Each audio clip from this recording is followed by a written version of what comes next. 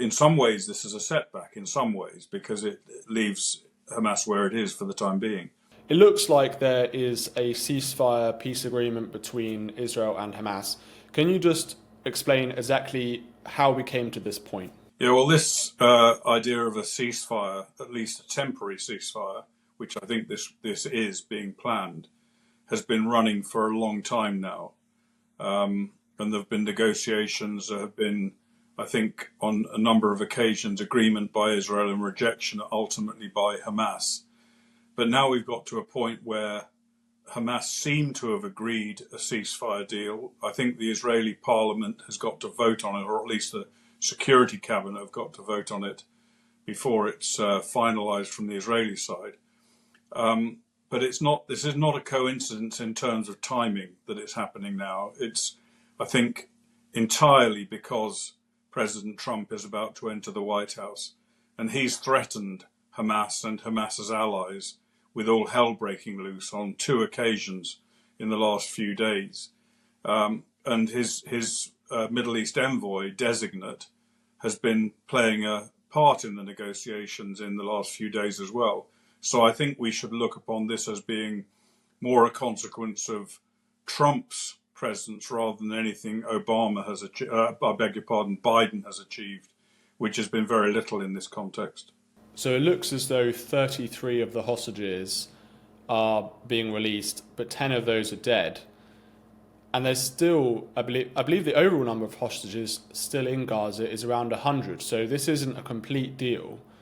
Do you think that this is an acceptable deal for Israel to make? We don't know, it's not clear at the moment exactly how many Palestinian terrorists are being released in return for these hostages. Yeah, I mean, my understanding is that 94 Israeli citizens or people who were kidnapped from Israel on the 7th of October are still being held captive inside Gaza.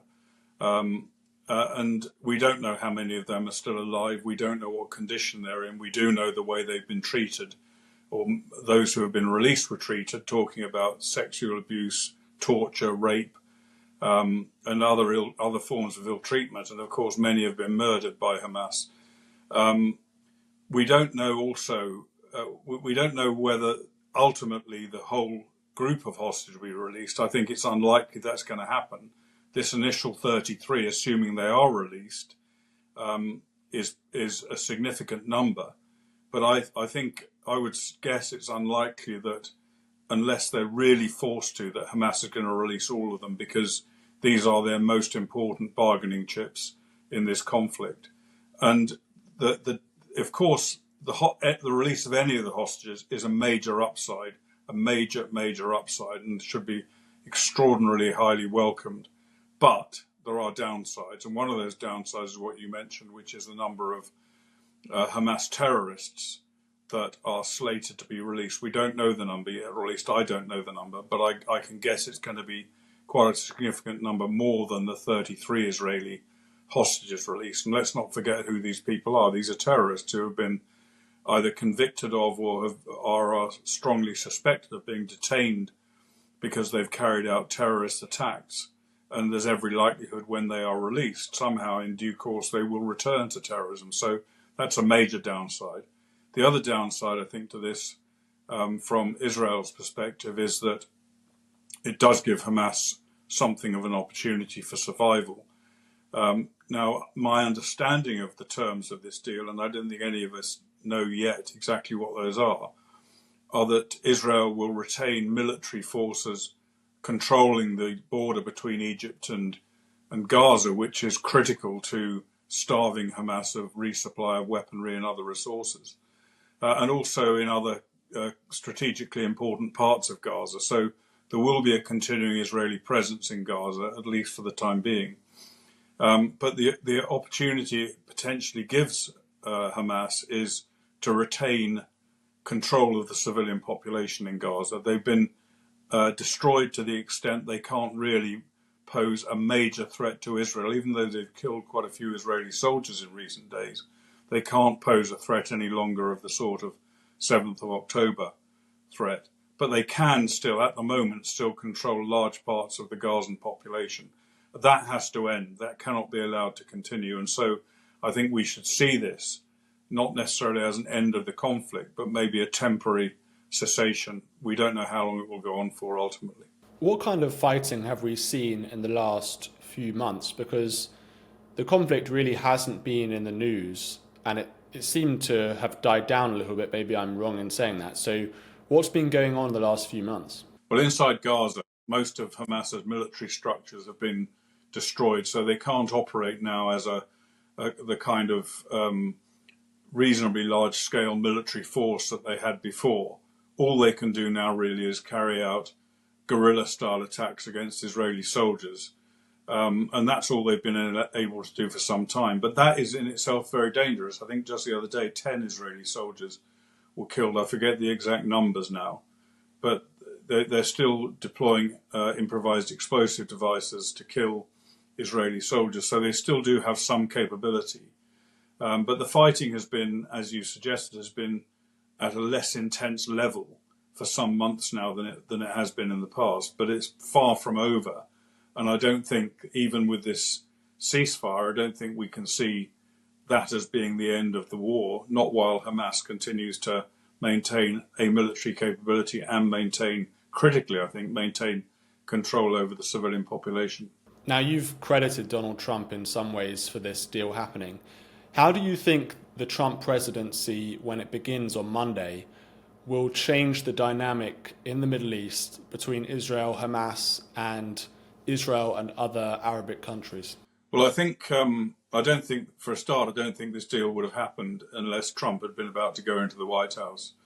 And I think we should see it as part of we should certainly see Israel's compliance with the proposed deal, which, assuming that happens, as part of a wider strategic plan that's been agreed between Prime Minister Netanyahu and President-elect Donald Trump for how to deal with this overall conflict. And of course, Israel's got a hand on Hamas, on Gaza. It doesn't require much assistance. It does require support from the US, but it doesn't require direct military assistance from the US to conclude it.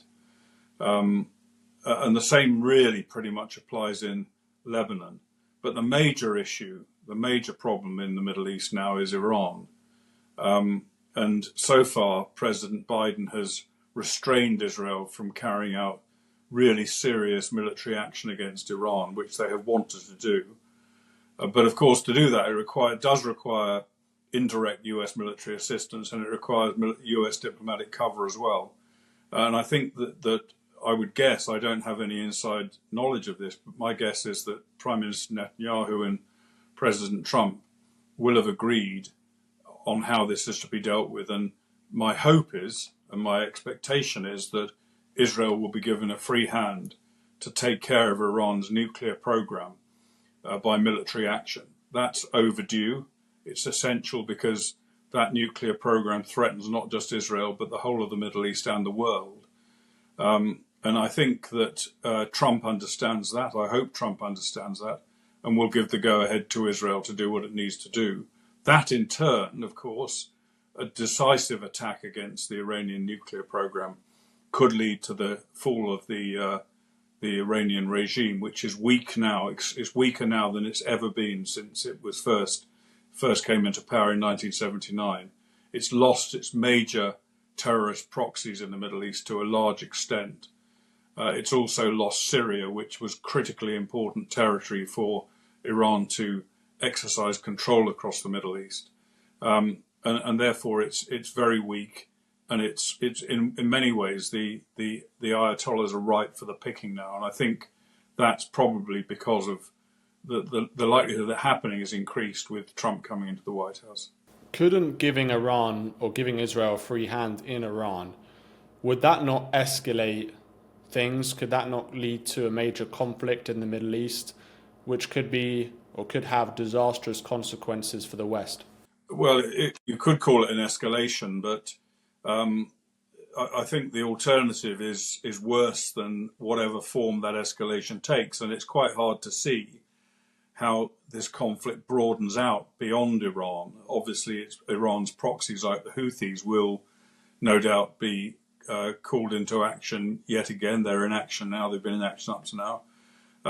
But apart from that and its other proxies in the region, which have been severely written down, as I mentioned, apart from that, Iran doesn't have too many allies. Russia's certainly not in a position, in my opinion, to get directly involved in this conflict now with all that's going on in Ukraine.